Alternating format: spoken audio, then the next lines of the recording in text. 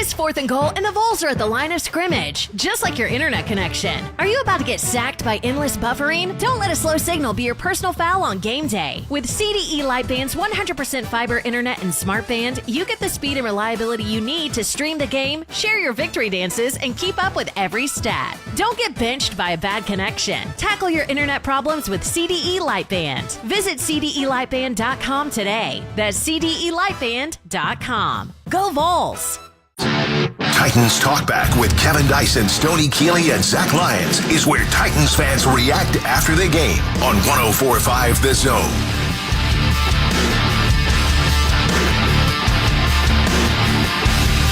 The clock just went zeros. And this Titans contest is done.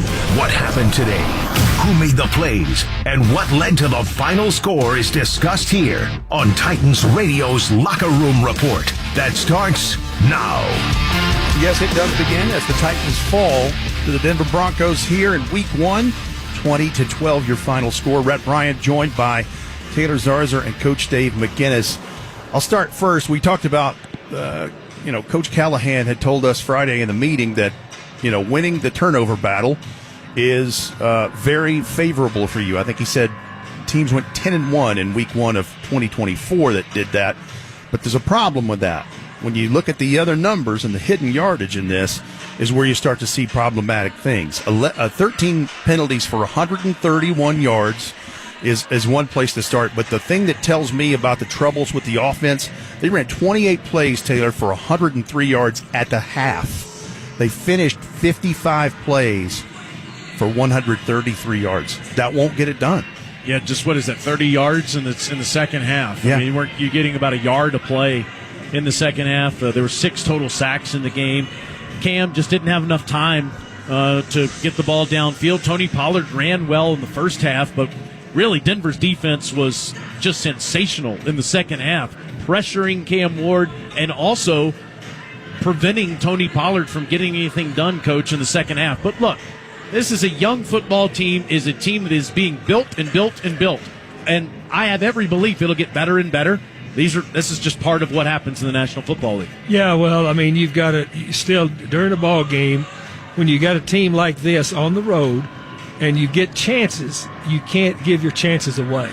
And that's what they did today.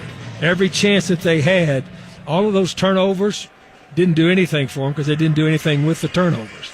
And then when you start penalizing yourself against a team like this, you give them more chances at you. It's just not a recipe for success. Coach, you've been doing this for 39 years. You're a head coach in the National Football League. You're a fantastic defensive coordinator for a long time. How do you correct those mistakes before the next game? Well, I mean, first of all, the self-inflicted wounds, the jumping off sides, the personal fouls, those types of things, that's all up to you. That's all up to you. Now, the rest of it is, I mean, being able to block in an all-out blitz like these people were doing, you can't put yourself in those situations. You heard me, I kept talking, the third and double digits, the amount of third and double digits they were in, you just can't do that, especially against a defense like this. And so you got to have better execution on first and second down. But the self-inflicted wounds and how many penalties? 13 penalties? 13 for 131. Denver had 6 for 45, conversely. There's just no way. And that offsets all the good that you were doing, playing really stout defense for 3.5 quarters, really, and getting the turnovers. You got turnovers on special teams. You got turnovers on defense. But you've got to capitalize on your chances. Yeah, and Rhett, to his point, they were just 2 of 14 on third down, but it wasn't like they had 3rd and 1 or 3rd and 2 or 3rd and 3. It was 3rd and long. 3rd and 13, 3rd and 17, 3rd and 20. It was a 3rd and 24, I think. And look, Mac talked about it all week back home in Nashville and all the radio hits he does everywhere he is because he's the most popular man in sports. He told the cautionary tales about what this Denver Broncos team, and look, you look at the score and you look at their offense and you're like, okay, yeah. But he's right. He gave you all the warning signs about this defense and what this offense could potentially do. But they have 56 yards rushing at halftime, and then J.K. Dobbins rips off a 50-yarder there in the second half. and they end up more than doubling that total from the first half. Well, what happens is with something like that, when you don't get a chance to separate the score on your behalf, then they start to wear you down, and that's exactly what happened. So 151 yards in total in this game, so they got nearly 100 in the second half, 50 of it on one run. But Xavier Woods and Roger McCreary both had interceptions today. Jeffrey Simmons had a sack and forced a fumble that was recovered by Sebastian Joseph Day. Marvin Mims muffed a punt for Denver, and a guy that has been a Titan for less than 2 weeks, Dorian Maosi, made the recovery.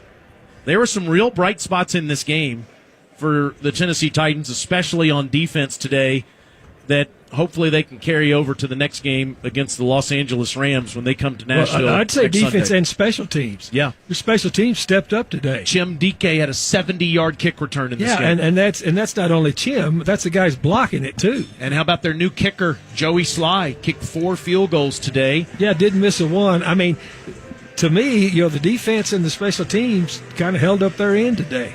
Joey 4 for 4, kicked a 50-yarder, and was perfect on the day. Johnny Hecker punted too many times, but he had a 49-yard average, and he had one that went 65 yards. So you're right. I mean, entirety of the special teams really delivered. They really did. John Bones Fossil is seen as one of the best special teams coaches in the game, and you certainly can see why now that he's a Titan. But look, I really believe what I said at the beginning of this broadcast, and I'll stand by it. And I know that there are going to be times where fans aren't patient, but culture precedes performance, but it also delivers performance. And the Titans are building a championship culture. It takes time. But I have no doubt there are going to be big moments to celebrate in 2025 and beyond. Well, you just got to be able to, when you can come in here and play a team like this, like Denver is, and they're Super Bowl contenders, you can play them really toe-to-toe for a while. When you get a chance to do something, then you've got to be able to put it over the top. And that's what happened today. So looking forward here to the next opponent, as it's the regular season home opener this next Sunday at Nissan Stadium. They host the Los Angeles Rams.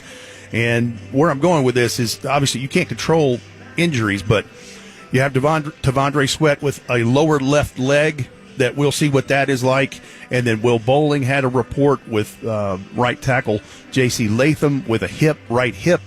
And so that's 2 significant people in those trenches against a Rams team that at SoFi today took down the Houston Texans 14-9. Well, we know where this team is right now. And again, what Taylor's saying is 100% true. And we all know this. We know where they are. They're razor thin with depth right now. So you don't need your dudes hurt. No, you don't. No, and those injuries is something to be concerned about. Jarvis Brownlee went out of the game late. He was favoring his back. Hope he's okay. Khalil Mullings has been dealing with an injury last few weeks. He was able to go today, but couldn't finish.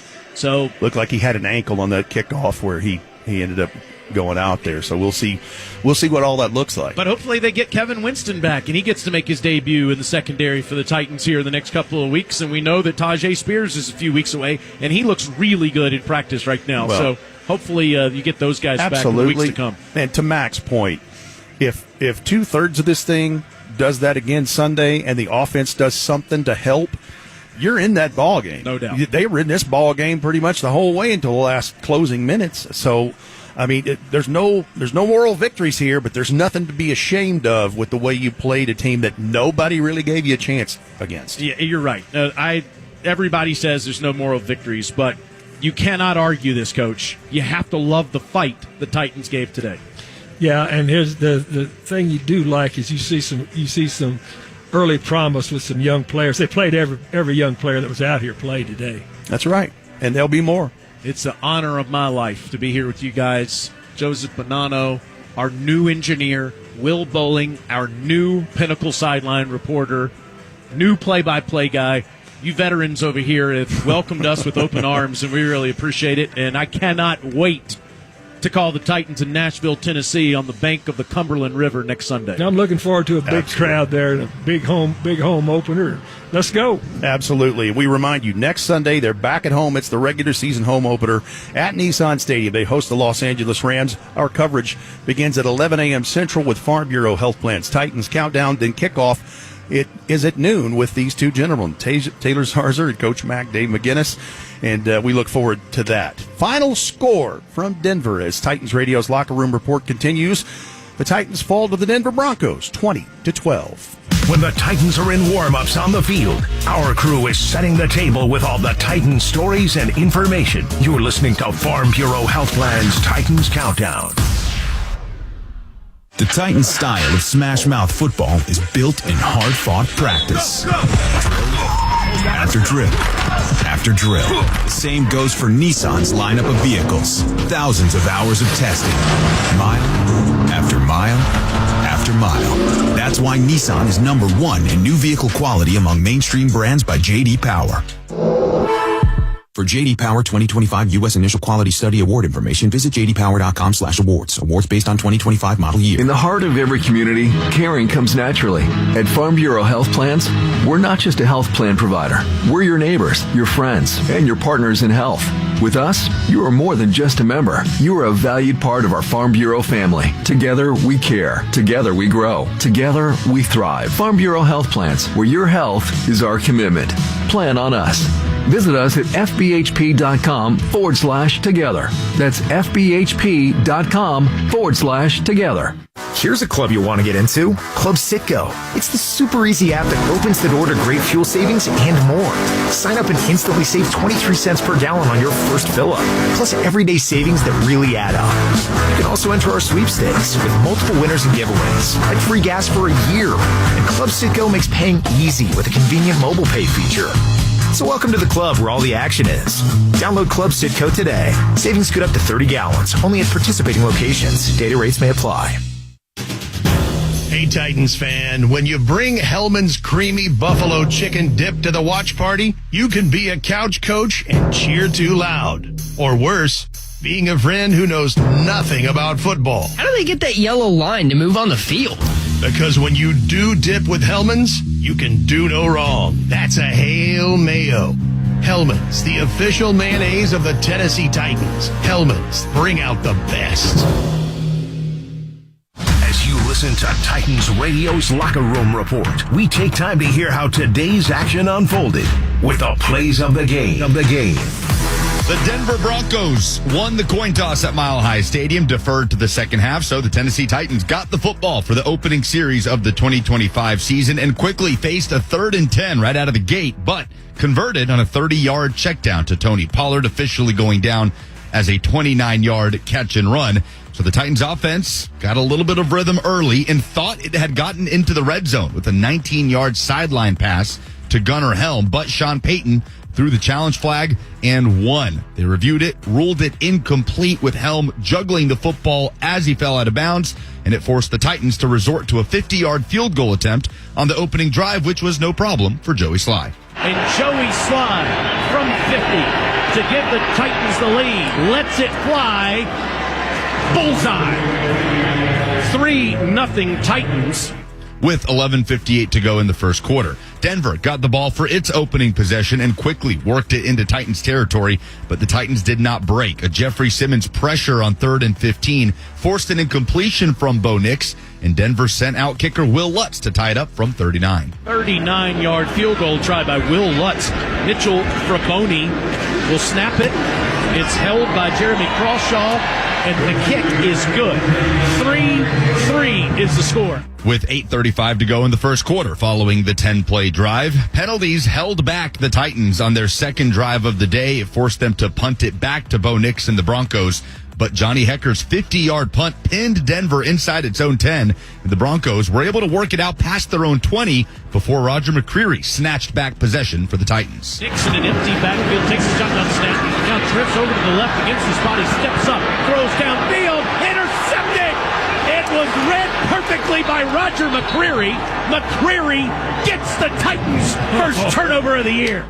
It was Roger McCreary's first interception for the Titans since November of 2023. Titans got it back on their own 46-yard line near the end of the first quarter. Game tied up at 3. And as we got into the second quarter, only 4 plays after the interception, the Titans put the ball on the ground with the Tony Pollard fumble recovered by the Denver Broncos, who took over on their own 32 early in the second quarter. But the Titans defense quickly got off the field after the sudden change, forcing a 3-and-out. Both teams then traded punts, and the Broncos got it back again nearing the midway point of the second quarter. And once again, the Titans defense came up with the takeaway. Nix looking downfield, and it's fumble! Titans got it! They're on the ball! Jeffrey Simmons forced the fumble. So the Titans got it back in Denver territory in a 3-3 ball game. They were able to run it inside the 10 with Tony Pollard to set up a 1st and goal, but the Broncos defense came up with the red zone stop, and the Titans settled for a chip shot field goal, which was good from Joey Sly. That made it Titans 6, Broncos 3, 2:16 remaining in the second quarter. Both teams traded punts once again, but the field position game was won by the Broncos in this stretch as the